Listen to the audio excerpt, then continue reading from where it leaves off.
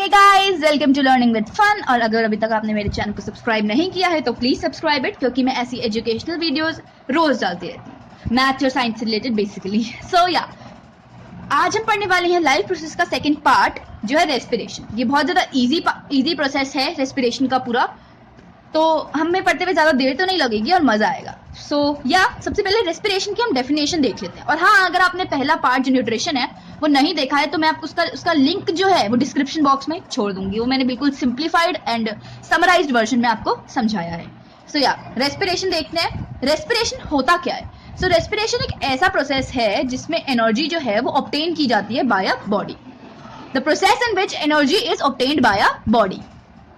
Basically human respiration के बारे में हम पढ़ने वाले हैं। उसके बाद हम प्लांट रेस्पिरेशन बाद में पढ़ेंगे। रेस्पिरेशन के बेसिकली हमारे दो पार्ट्स हैं, internal and external. Internal external क्या होता है? इंटरनल मतलब जो सेल्स में जाके होता है। एक्सटर्नल मतलब यहाँ पे हम बेसिकली लंग्स के बारे में बात करने वाले हैं और डायफ्राम वगैरह वगैरह। चलिए स्टार्ट करते हैं अपने टॉपिक के साथ। ये तो थोड़ा बहुत इंट्रोडक्शन था, चलिए स्टार्ट करते हैं। गाइस, मैं आपको एक टिप देना चाहूंगी। अगर आप ये वीडियोस देख रहे हो और साथ में आप पढ़ भी रहे हो, मतलब बेसिकली इस वीडियो पे फोकस है आपका, आप लोगों को बुक जो है वो साइड में खोल के आपको रखनी चाहिए। एंड उसमें मैं बता देती हूँ आपको पेज नंबर, जिसमें आपको ये पूरा लंग्स का, चेस्ट कैविटी का पूरा सिस्टम मिल सकता है। वो पेज नंबर है हमारा 104। ठीक है, वैसे तो बुक में प्लांट्स का पहले दे रखा है, बट हम यहाँ पे ह्यूमंस का पहले पढ़ने वाले हैं। ये है वो कुछ इस तरीके का डायग्राम है। अभी सबके बारे में हम बिल्कुल विस्तार रूप में पढ़ेंगे। गाइस चलिए, ब्रीदिंग सबसे पहला पार्ट है। ब्रीदिंग में मेनली क्या होता है? Intake and exhalation of air. It's mainly the inhalation and exhalation of the air. जैसे कि मैंने आपको स्टार्टिंग में ही बताया था कि ब्रीदिंग, कुछ लोग रेस्पिरेशन को ही ब्रीदिंग समझ लेते हैं। No, respiration is not breathing, but respiration जो है, रेस्पिरेशन का एक पार्ट है ब्रीदिंग। सबसे पहले हम पढ़ते हैं इनहेलेशन के बारे में। इनहेलेशन क्या होता है? Taking of air. कुछ लोग बोलते हैं टेकिंग ऑफ ऑक्सीजन, नहीं, taking up of air rich in oxygen, क्योंकि हमें पता होना है कि हम सिर्फ वो ऑक्सीजन ही ले रहे हैं, क्या पता हम उसके साथ बहुत सारे डस्ट पार्टिकल्स भी लेते हैं। और यही फैक्ट है कि हमारी नोज में हेयर्स प्रेजेंट होते हैं जो उन डस्ट पार्टिकल्स को अंदर जाने से रोकते हैं। Inhalation is taking up of air rich in oxygen. अब हम पढ़ेंगे एक्सहेलेशन। एक्सहेलेशन क्या होता है? The process of giving out air rich in carbon dioxide. ऐसा नहीं है कि हम पूरी कार्बन डाइऑक्साइड ले रहे हैं, उसके साथ कुछ और पार्टिकल्स भी हम छोड़ रहे होंगे, पर रिच किस में है? वो carbon dioxide. Very good, I hope आपको ये क्लियर होगा। एंड कभी कभार ऐसा होता है कि बच्चे पढ़ते पढ़ते बोर हो जाते हैं, एंड बोर मत हो, इसे मजे के साथ पढ़ते रहो, मजे के साथ लो ताकि समझ आए। अब हम पढ़ने वाले हैं प्रोसेस ऑफ रेस्पिरेशन। रेस्पिरेशन का मतलब सही तरीके से प्रोसेस पढ़ेंगे। उसके लिए मैं यहाँ पे आपको डायग्राम के हिसाब से आप समझ सकते हैं, बुक साइड में खोल सकते हैं आप लोग, नहीं खोलनी कोई नहीं, मैं आपको ऐसे दिखा दूंगी। सबसे पहले क्या होता है? सबसे पहले एयर जो है वो हमारी नोज से एंटर करती है। कहाँ? देखिए, ये है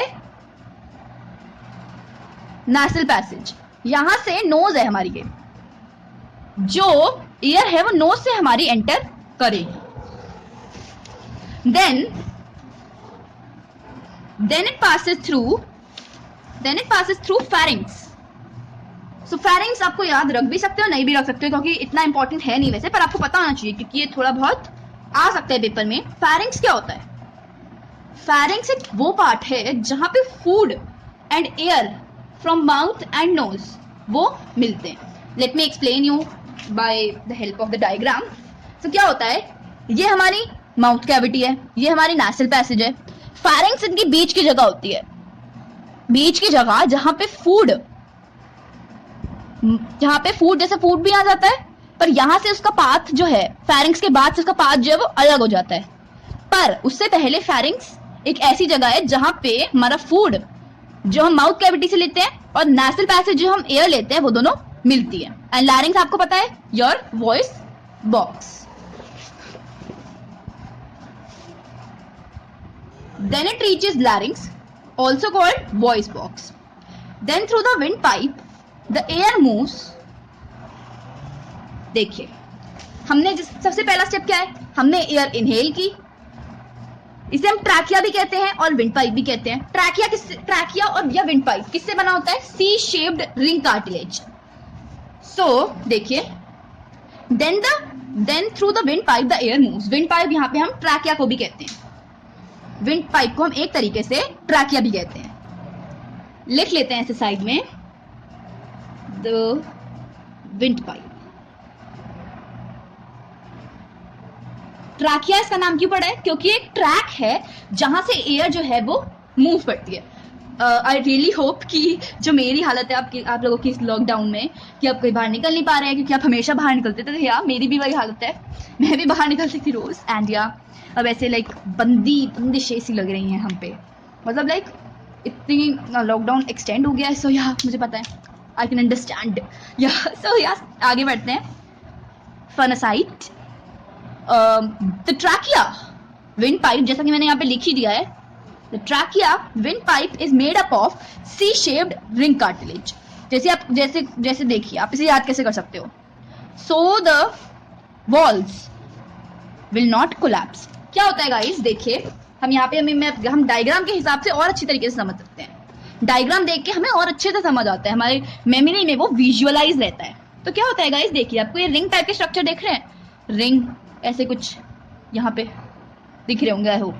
इन्हें कहते हैं रिंग्स ऑफ कार्टिलेज, या सी शेप रिंग कार्टिलेज भी कह सकते हो, रिंग्स ऑफ कार्टिलेज। अब कार्टिलेज क्या होता है, कार्टिलेज क्या होता है गाइस, जैसे कि हमारी बोन है, कहाँ की, ईयर्स की। हमारा दिख रहा है कि हमारी ईयर्स में भी बोन होती है, बट ये बहुत सॉफ्ट होती है ना, नहीं होती क्या सॉफ्ट होती है बहुत। तो ये सॉफ्ट होती है, इसलिए इसका नाम कार्टिलेज है। जो सॉफ्ट बोन होती है थोड़ी, मतलब वैसे तो बोन्स बहुत हार्ड होती हैं, और जो सॉफ्ट वाली बोन होती है उसे हम क्या कहते हैं, कार्टिलेज। सो ये जो विंड पाइप है हमारा, सेम ये ऐसी सॉफ्ट वाली कार्टिलेज से बना है, ताकि जो विंड पाइप है वो कभी कोलैप्स ना कर जाए। क्योंकि अगर ये विंड पाइप हमारा कोलैप्स कर जाएगा तो हमें भाई एयर अंदर डालने में दिक्कत होगी, एंड सफोकेशन के मारे हम मर जाएंगे। सो या इसलिए ये सी शेप्ड रिंग कार्टिलेज से बना होता है। देन नेक्स्ट पे बढ़ते हैं हम। Then the wind pipe divides into bronchi. देखिए विंड पाइप दो ब्रोंकाइज में डिवाइड होता है। ये हमारा विंड पाइप आ रहा है सी शेप्ड, ये दो ब्रोंकाइज में यहाँ पे डिवाइड हो गया। यहाँ का दिखा नहीं रखा क्योंकि ऑब्वियसली सेम यहाँ जैसा ही होगा, ब्रोंकाई में डिवाइड हो गया। फिर ये ब्रोंकाइज जो हैं, then this bronchi divides further into bronchioles. ये जो ब्रोंकाइज हैं ये फर्दर डिवाइड करते हैं किसमें, ब्रोंक्यूल्स में। जैसा कि आपको दिखाती हूँ अभी डायग्राम के हेल्प से हमें बहुत अच्छी तरीके से समझ आता है। तो या आपने अगर आप नहीं बैठ रहे हैं बुक के आगे, तो मैं इसलिए आपको दिखा रही हूँ। देखिए यहाँ पे तो हमारी ये विंड पाइप है, विंड पाइप से हमारी दो डिवाइड हो गई, उन्हें हम क्या कहते हैं, ब्रोंकाई। फिर जो फर्दर डिवाइड होती है, जैसे ये छोटी सब ब्रांचेस की सब ब्रांचेस, इन्हें हम कहते हैं क्या, ब्रोंक्यूल्स। ठीक है, I hope you understand that. अब एक चीज हमें दिख रही है, वो है डायफ्रागम। ये दिख रहा है डायफ्रागम। ये क्या होता है, ये चेस्ट अप चेस्ट डाउन का रोल प्ले करता है। क्या होता है, जब ये एक्सपैंड होता है तो क्या होता है, हम एयर एक्सेल करते हैं। जब ये कॉन्ट्रैक्ट करता है तो हम एयर इनहेल करते हैं, मतलब लाइक लंग्स में एयर आती है। ठीक है, तो आगे बढ़ते हैं। There is a muscular rod present in lungs called diaphragm, which plays a very important role in breathing. Chest up, chest down. किसका रोल है, कौन ये रोल प्ले करता है, diaphragm. Then the bronchioles is further divided. Okay, अगले page पे बढ़ते हैं, ये पेज खत्म हो गया है। Then the bronchioles is further divided into balloon-like structure. Basically ये divided नहीं होते हैं। balloon-like structure का नाम क्या होता है, या एल्वियोली। सो डायग्राम में देख लेते हैं अपना। ये डिवाइडेड नहीं होता, बेसिकली मैं डिवाइडेड गलत लिख दिया मैंने, डिवाइडेड नहीं होता। यहाँ पे जैसे कि जो ब्रोंकाई फर्दर डिवाइडेड हुई ब्रोंक्यूल्स में, तो ब्रोंक्यूल्स के एंड में ये छोटे छोटे बलून लाइक स्ट्रक्चर दिख रहे हैं। यहाँ पे इन्होंने बड़ा करके दिखा रखा है, balloon like structure, bag like structure, sac like structure, you can say anything, but basically balloon like structure, इन्हें हम कहते हैं एल्वियोली। ओके, एल्वियोली या एल्वियोली के बाद क्या होता है, ऑक्सीजन जो है वो ट्रांसपोर्ट होती है सेल्स में थ्रू ब्लड वेसल्स ऑब्वियसली। पर हमें एक चीज याद रखनी है, ऑक्सीजन जो है वो सोल्यूबल वाटर में है नहीं, तो वो ऑक्सीजन कैसे कैरी होगी सेल्स तक? It will be clear. जैसा कि हमें पता है कि ऑक्सीजन जो है वो सोल्यूबल नहीं है, सो ब्लड में एक टाइप का पिगमेंट होता है। क्या होता है? पिगमेंट। Very good. पिगमेंट होता है जिसे हम कहते हैं हीमोग्लोबिन। इसका एक और नाम है जो होता है actual oxygen carrier which helps in transport of oxygen. Okay, so oxygen तो हीमोग्लोबिन के थ्रू ट्रांसपोर्ट हो जाती है, बट CO2 कैसे होती है? CO2 को ट्रांसपोर्ट होने के लिए कोई जरूरत नहीं होती बिकॉज इट्स सोल्यूबल, तो ये ऑब्वियसली डिफ्यूजन की हेल्प से होती है, मतलब हायर कॉन्सेंट्रेशन से लोअर कॉन्सेंट्रेशन में CO2। अब हम इंटरनल पढ़ेंगे, मतलब सेल्स के अंदर हमारे क्या फंक्शन होते हैं। In the cell the food and oxygen they produce energy. अब गाइस हमें पता है कि हमने न्यूट्रिशन में पढ़ा था, तो फूड जो है वो भी सेल्स तक पहुंच जाता है और हमारा जो डाइजेस्टेड फूड है वो सेल्स तक पहुंच जाता है और ऑक्सीजन भी पहुंच जाती है। तो ये दोनों मिलके क्या प्रोड्यूस करते हैं? Energy. Very good. Mitochondria is also called power house of the cell, जहां पे ये चीजें होती हैं, पावर मतलब हमें एनर्जी प्रोड्यूस होती है। कहाँ? माइटोकॉन्ड्रिया में। एनर्जी स्टोर कैसे होती है? तो एनर्जी स्टोर होती है in the form of ADP, मतलब पहले ADP होता है, एनर्जी स्टोर हो जाता है तो ATP हो जाता है, वो हम पढ़ेंगे। ADP मतलब एडेनोसिन डाइफॉस्फेट। यहाँ पे हमें दो फॉस्फेट के मॉलिक्यूल्स दिख रहे हैं, पर जब एनर्जी स्टोर होती है तो ATP हो जाता है, एक बॉन्ड बन जाता है और एक और फॉस्फेट ऐड हो जाता है, जिसे हम कहते हैं ATP, एडेनोसिन ट्राइफॉस्फेट। इसे हम energy currency of the body भी कहते हैं। आई होप आपको ये क्लियर होगा। पर जब हमें एनर्जी यूज करनी है, ऑब्वियसली ये बॉन्ड टूट जाता है, ये फॉस्फेट जो है कहीं एनर्जी में यूज हो जाता है और ये फिर से हमारा क्या बन जाता है? ADP। So it's very easy. तो गाइज अब हम इसकी इक्वेशन देख लेते हैं। इक्वेशन क्या है हमारी? C6H12O6। बेसिकली वो होता है जो प्लांट्स प्रोड्यूस करते हैं, मतलब प्लांट्स ऑब्वियसली हम प्लांट्स खाते हैं, मतलब प्लांट्स नहीं, उन्हें थोड़ा पका के हम उन्हें खाते हैं। प्लस क्या लेते हैं हम? ऑक्सीजन। Very good. और हम बाई प्रोडक्ट क्या छोड़ते हैं? CO2, जो प्लांट्स ले लेते हैं obviously, and H2O and energy मतलब एनर्जी बेसिकली। आपको पता होना चाहिए हम एरोबिक रेस्पिरेशन करते हैं। एरोबिक रेस्पिरेशन क्या होता है? जिसमें ऑक्सीजन का यूज होता है, पर कुछ छोटे ऑर्गेनिज्म मतलब लाइक माइक्रोस्कोपिक ऑर्गेनिजम्स जैसे कि ईस्ट, ये एनारोबिक रेस्पिरेशन परफॉर्म करते हैं। एनारोबिक रेस्पिरेशन मतलब जिसमें एथेनॉल प्रोड्यूस होता है और लेस एनर्जी प्रोड्यूस होती है, मतलब एनारोबिक रेस्पिरेशन मतलब विदाउट ऑक्सीजन करते हैं लोग।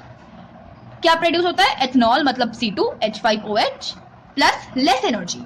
इतनी नहीं कि हमारी जितनी तो ऑब्वियसली नहीं, बस बहुत कम एनर्जी, इनके प्रोसेसेस के लिए जितनी एनर्जी जरूरी होती है। Very good.